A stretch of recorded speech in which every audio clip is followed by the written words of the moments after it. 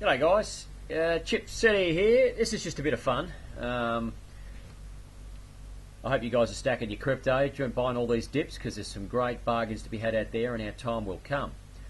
But I make this video just as a different sort of piece, and this is just a highlight that we're basically being fed bullshit from the moment that we popped out into this mad world, and it's time to wake up and put on the big pants, because I'm telling you now, we've been fed bullshit left and right, and here's another example of it. Now, I'm not a part of any Tartarian societies or any of that stuff. That's fine. That's all good.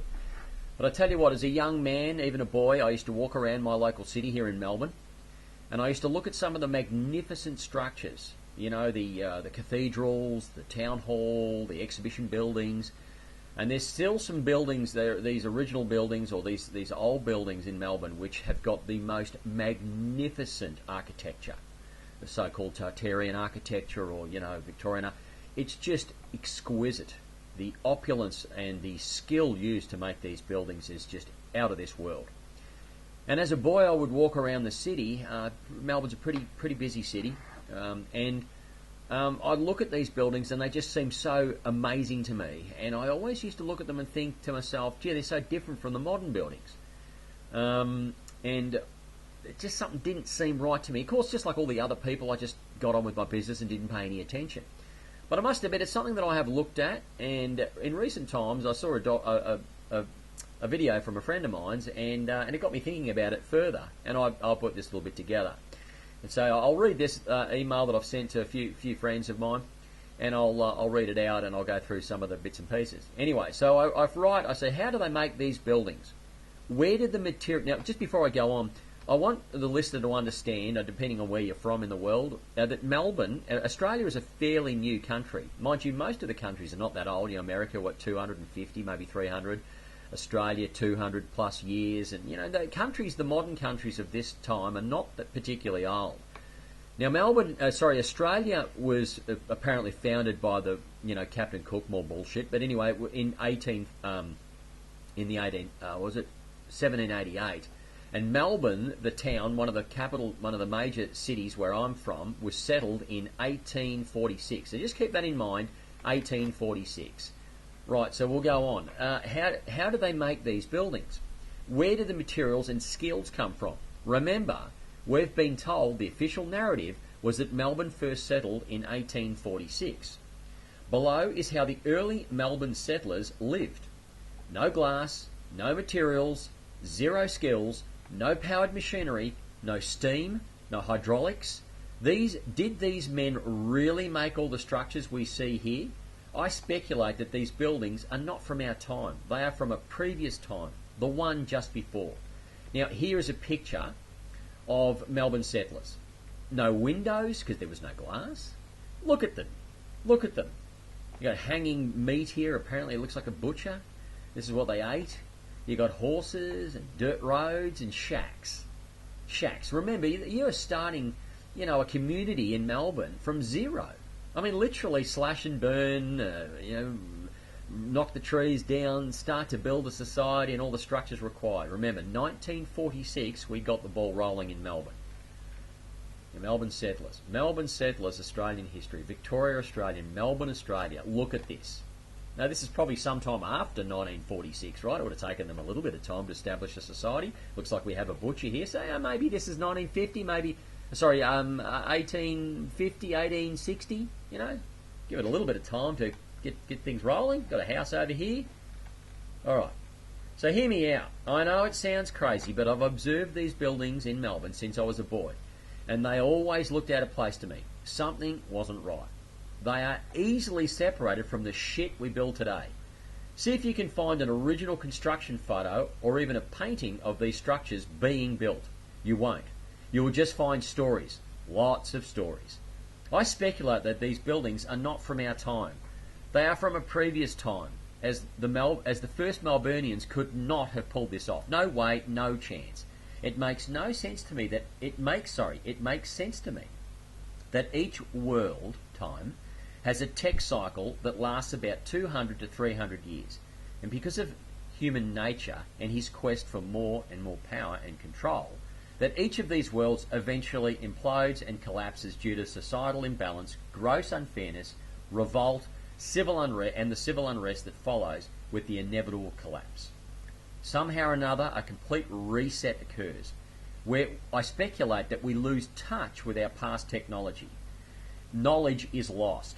When the dust settles, we eventually begin rebuilding and start over, but we have nothing strong or foundations of the past to build on, and so the next world takes a new path, and thus new tech develops. From there until we hit the next wall, rinse and repeat every 200 to 300 years or so.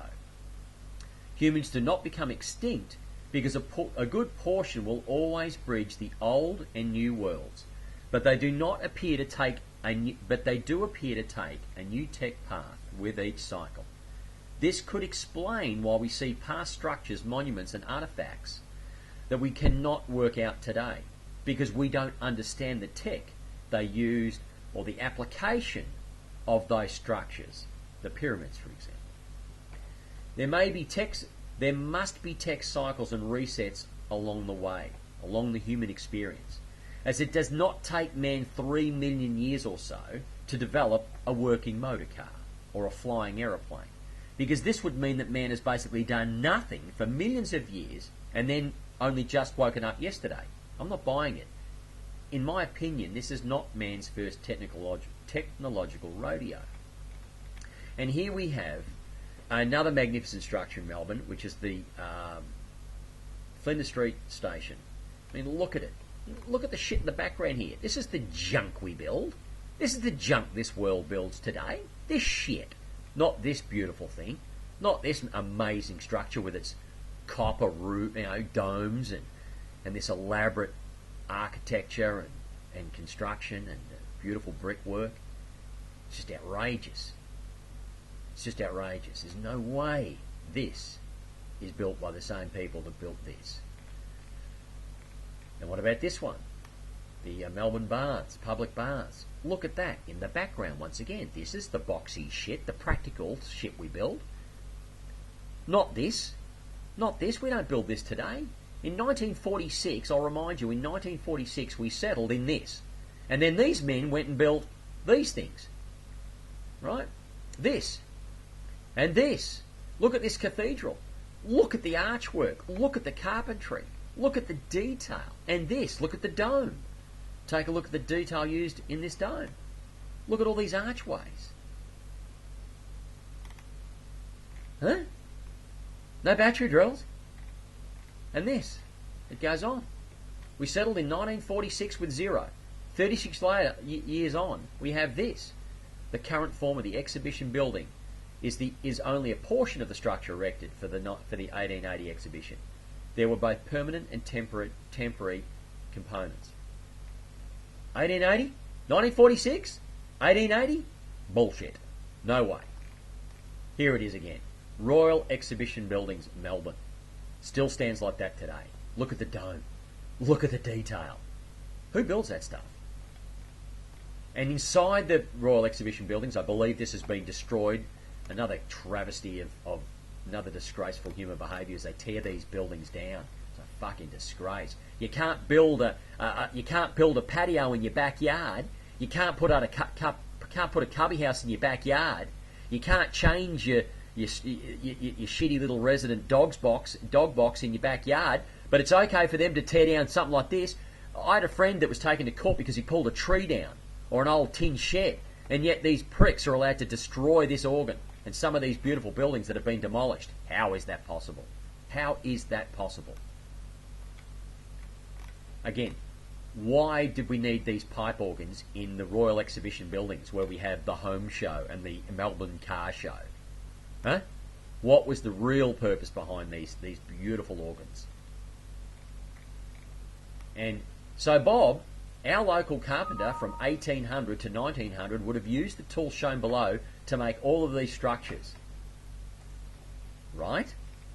Look at these basic woodworking tools. You know, a plane, a bit of a chisel, some sort of clamp, a mallet and a hammer, and a bench. Right? These are the basic carpentry tools of the time. In fact, quite modern, right up to the 1900s.